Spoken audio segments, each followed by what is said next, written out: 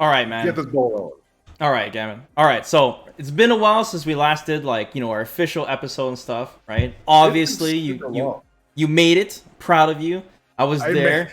Yes. I was lurking when you did it live. You finally reached the diamond, bro. Happy. I did. And I'll show you. I've got someone actually was good enough to clip it, and I can show you the clip if you want, so your audience can actually witness the moment.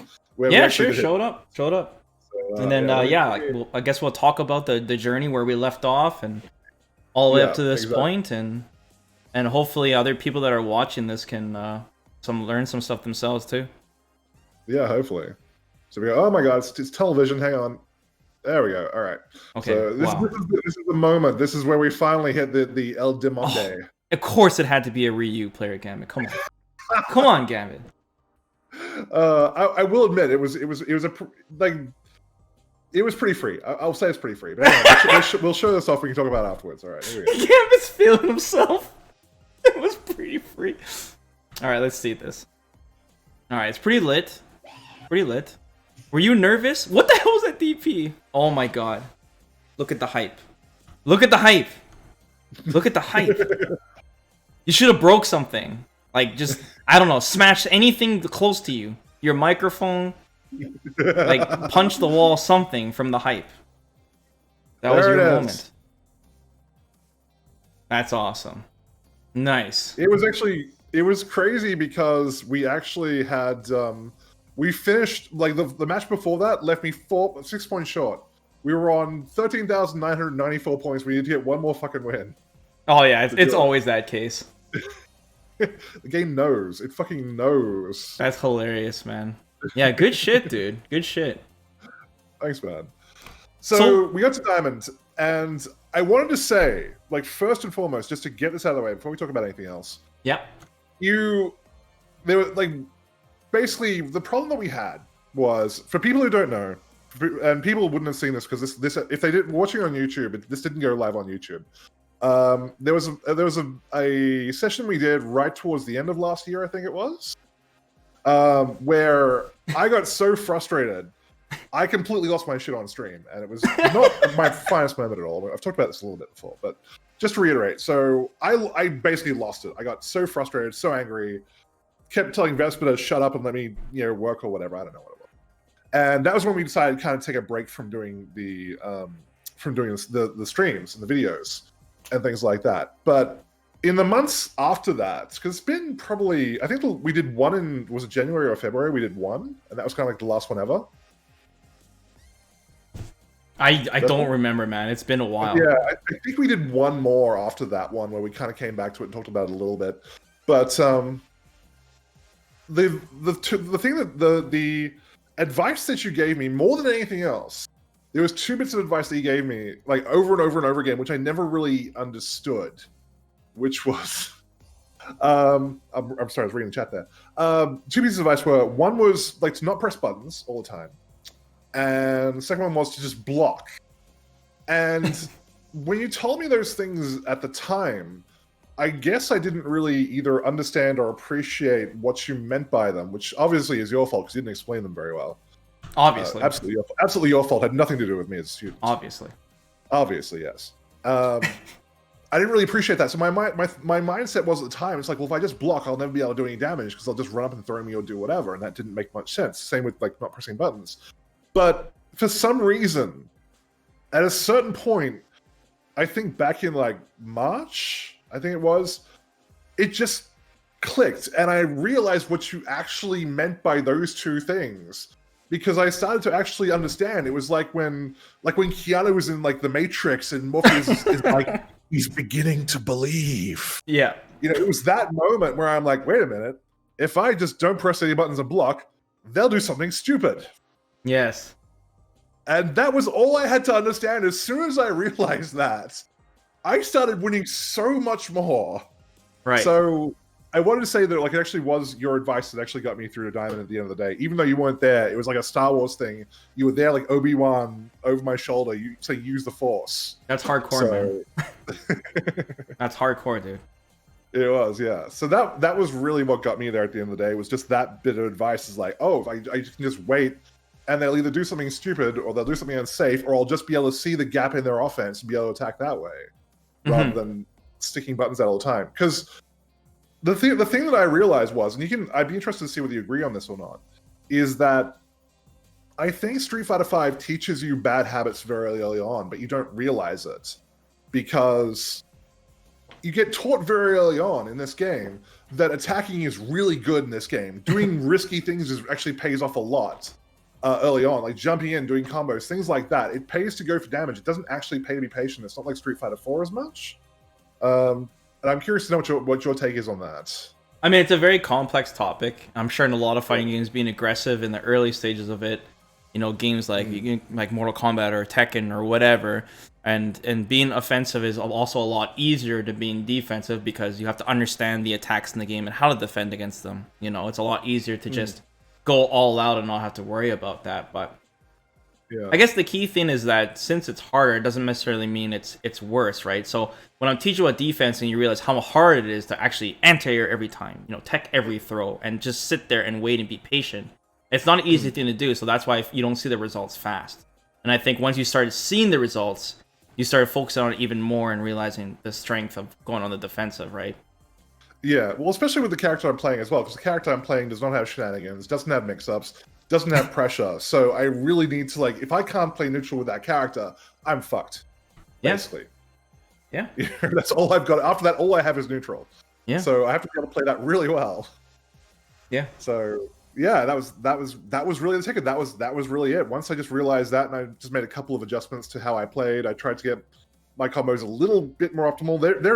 There's actually a Grandmaster Juri who hangs around in my Discord, who constantly berates me like an old master. That's good. From a Kung Fu movie, beating a student over the head with a kendo stick or something. About how optimal my combos are not.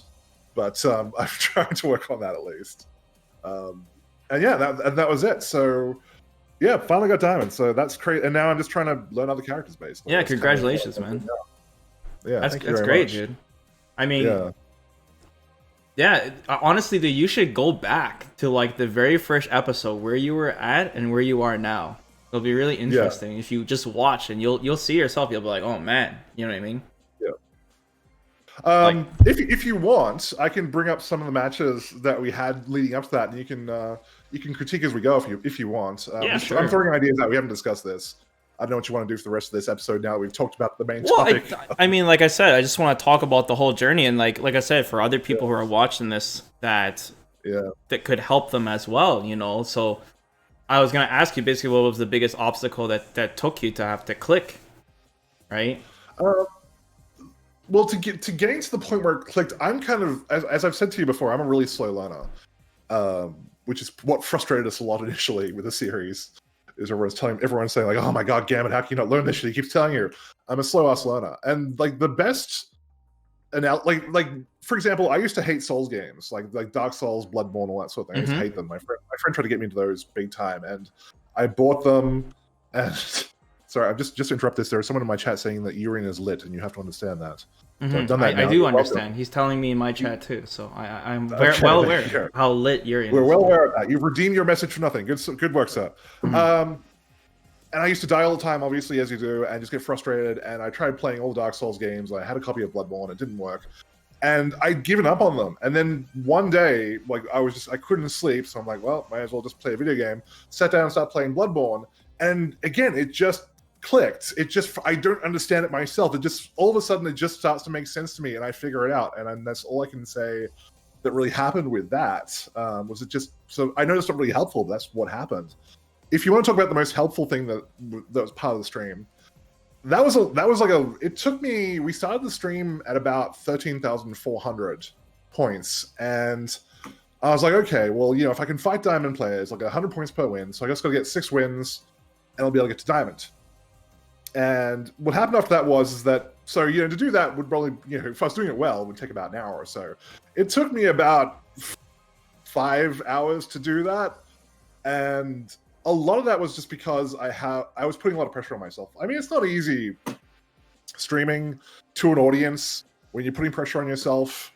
And as a result of that, I was so nervous and I was so wired because this was like such a big thing because I've been trying to get to diamond for so long, right? That I was psyching myself out, and I was so wired. I was doing anti-airs. It wasn't that I wasn't doing anti-airs. I was doing them too early. They were whiffing. I was like my reflexes were that on point. I was just doing them super early, and I was getting mad at myself, and I was starting to yell. It was starting to get like that stream where I just starting to get passionate.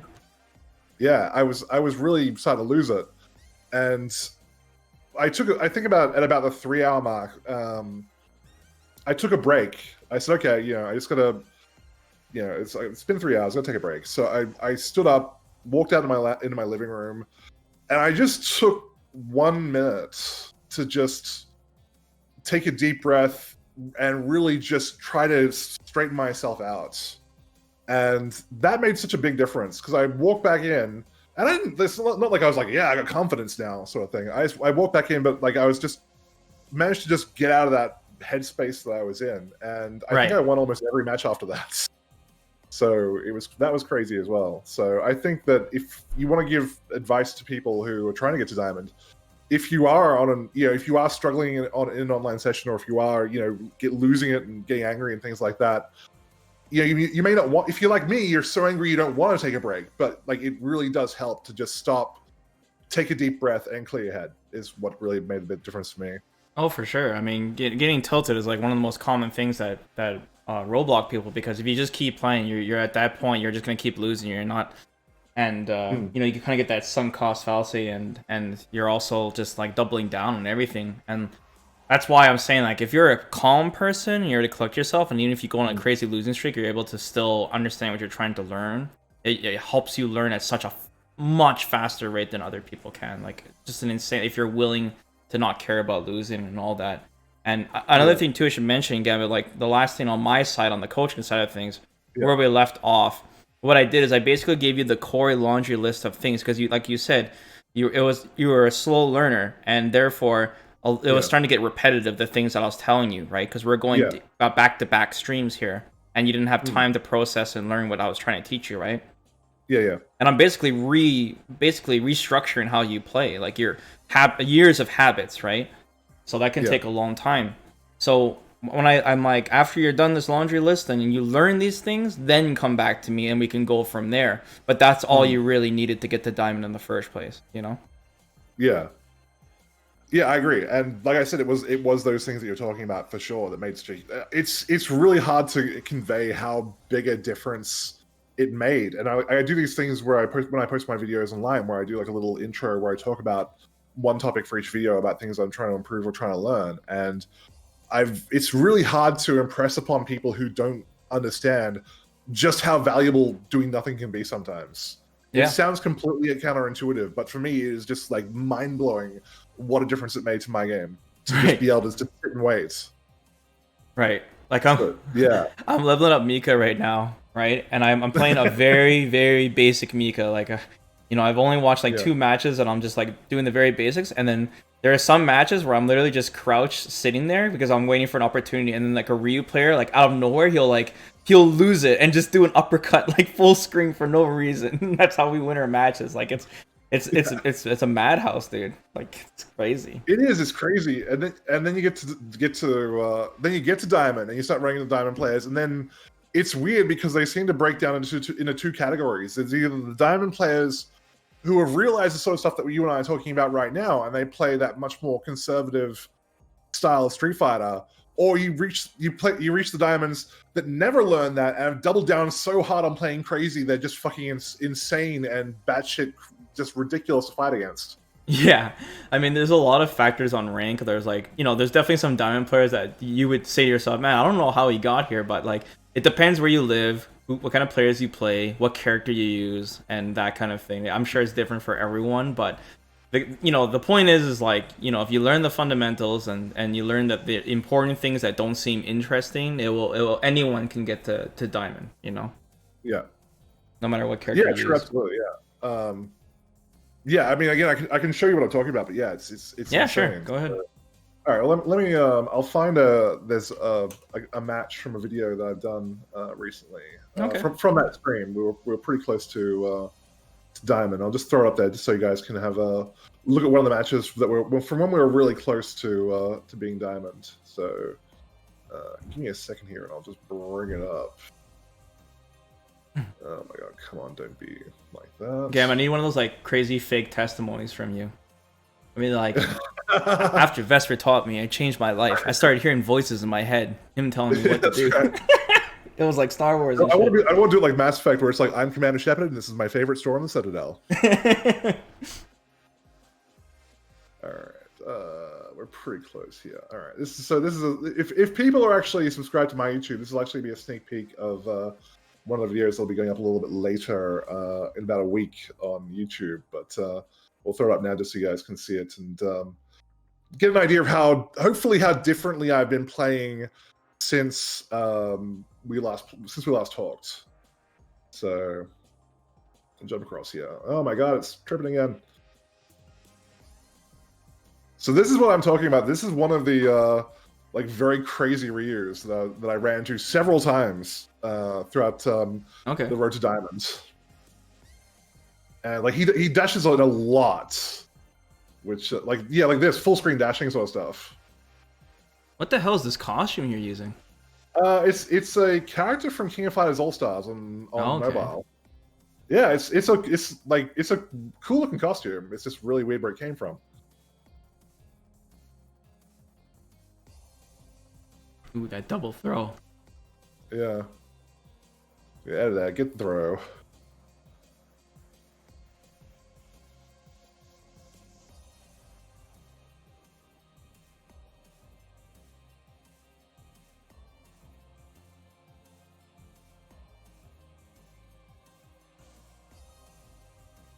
Were you waiting for a DP there?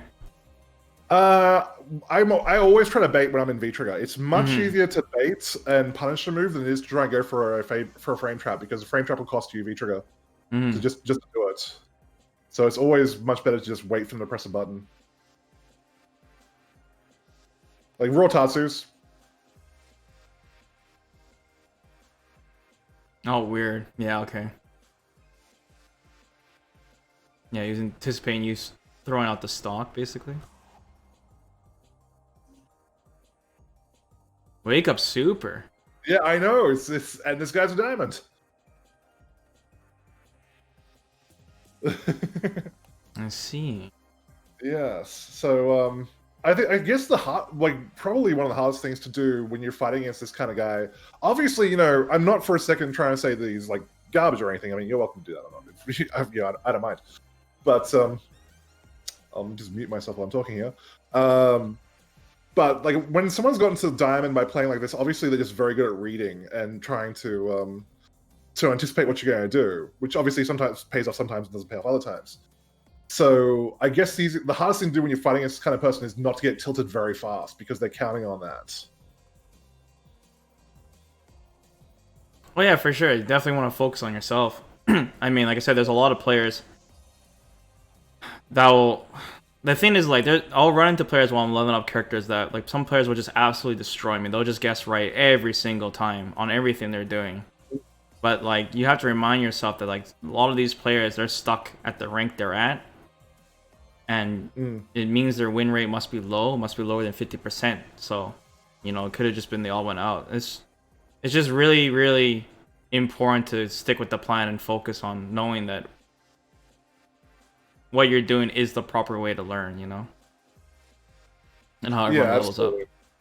Nice even if it looks like the other guy is making progress from what he's doing, at some point it's going to stop paying dividends. Australian ranked is interesting. Yo, Austin, why are you talking shit, bro? You got something you want to say? Australian ranked is interesting.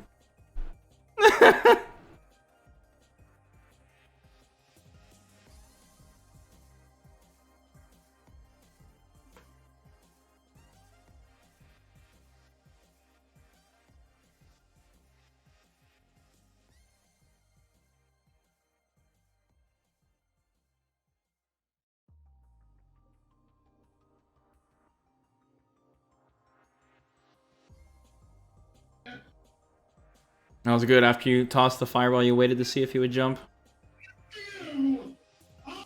So pop it off here. Oh my god. Oh my god, Gambit. So yeah, there's one of the matches that's coming up from the series. That's funny. That's interesting, man.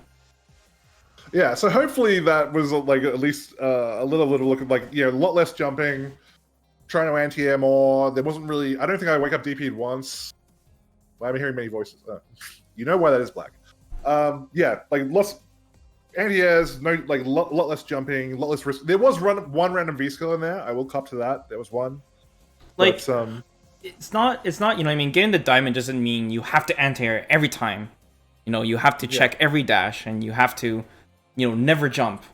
You know, it's just about reducing the risk, and capitalizing on your opponent's mistakes. At the end of the day, and it's doing as much as possible. And the more you're able to do it consistently, the further you'll climb. That's pretty much it, man. But you're not gonna be able to play perfectly, And as long as you're aware of that, yeah. Yeah, no, I agree wholeheartedly. It's about risk mitigation.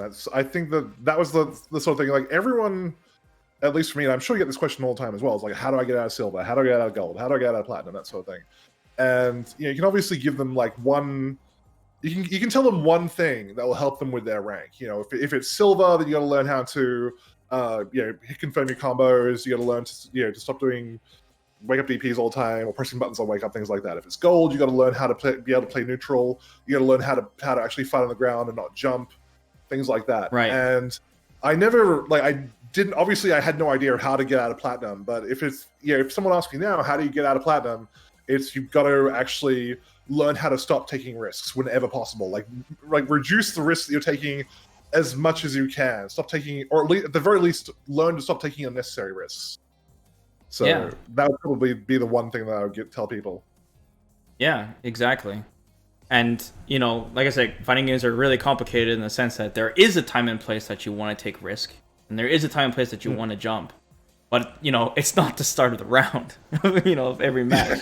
Yeah, exactly, yeah. You can't play with zero risk. It's about knowing when is going to be the best time to take that risk. You're right, absolutely. Right, and like if you're someone who's watching that wants to have that crazy style, that crazy offensive style of play, that's cool. Play however you think is fun, but you have to make your style work. And if your win percentage, like I said, is lower than 50%, which means that you won't be able to climb, then you have to reassess how you play and think about what is necessary and what is not. And that's just how it is, man. And we had this conversation before too, Gambit, where the playstyle I was trying to give you, and you were like, I know what you're trying to say. You're trying to make me play like a kind of a J1 playstyle. That's not me. That's not how I want to play.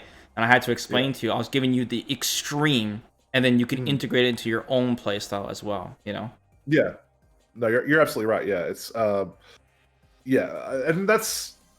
It was very tough for me to learn. Like I said, very slow learner, and it took me a long time to realize how to integrate that, like you said. And it's just, it's taken, it's almost taken like about a year since we started or something like close to that. But I finally got through my thick skull of what to do. So I am very grateful for that, because if I hadn't actually done those sessions with you, even though it took that long to sink in, I still wouldn't have figured it out by now, because I'd been going at it for like 2 years. So, yeah, I wouldn't have figured that out for a long time myself, just because I'm not a savant at fighting games at all. I'm just an idiot who likes playing waifu characters.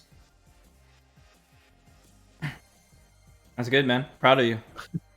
Thanks, man. I appreciate that.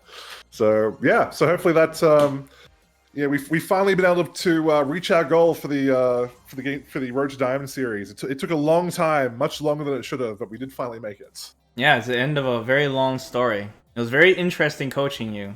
Very interesting. Like, it's definitely like, giving people advice in the chat and stuff is, I can do that, but like kind of seeing coaching you from the beginning and seeing like the things that you need to overcome and stuff and how to overcome it was interesting. So like I said, there was a lot of passionate discourse, but overall, like I said, you were able to overcome that, Gambit. That's good. Yeah, I appreciate it. I appreciate your patience in teaching me. Oh, I'm very patient. But I learned a lot of things coaching you too. I must have put that to the test, surely. There must have been times where you're like, God damn, this guy's a fucking idiot. No, of course, I never think like that. But I am so confident now after coaching you, Gambit, and I don't want to take all the credit, of course, but I feel like I can literally coach anybody to Diamond now. I think there is no one that is uncoachable now. I think I can. We've now proven that no one cannot be taught by Vespa. Very good stuff. Very good. Cool. Well, I think it's probably all we need to cover. I think, unless there's anything else. Yeah. I mean, thanks for taking the time to show me your story, tell our story, and now we'll put this to rest. Like I said, I'll upload this so that people know what happened, because we're like the episode stopped, and I want to make sure people didn't know I didn't give up or you didn't give up. It was just that I basically gave you a bunch of homework to do, and plus there was a big break too with Christmas and stuff in between as well. There was, and then obviously, there's been all the insanity of 2020 since then, which doesn't really give us time to catch up either. So, crazy times, man. Crazy times. But yeah, get back to me if you need any more help with anything, or if you want to learn a different character, or you want to get the master rank, bro. We can do the sequel. I checked today. It's like I got to earn 6,000 more points just to get to Super Diamond. Like, oh my god, that's half of what I have right now. Yeah, the Gambit coaching 2. Ascension. Yeah. I see it already. The comeback. That idea in people's heads. Return. I've already got the comments of wins master rank. Yeah, no. It's all good. Cool. All right. Well, thanks, man. Thanks for stopping by. I'm glad you enjoyed your stream, and thanks to everyone who's been following the road to diamonds. And I'm glad we could finally resolve things. Awesome, man. Congratulations. And cool, man.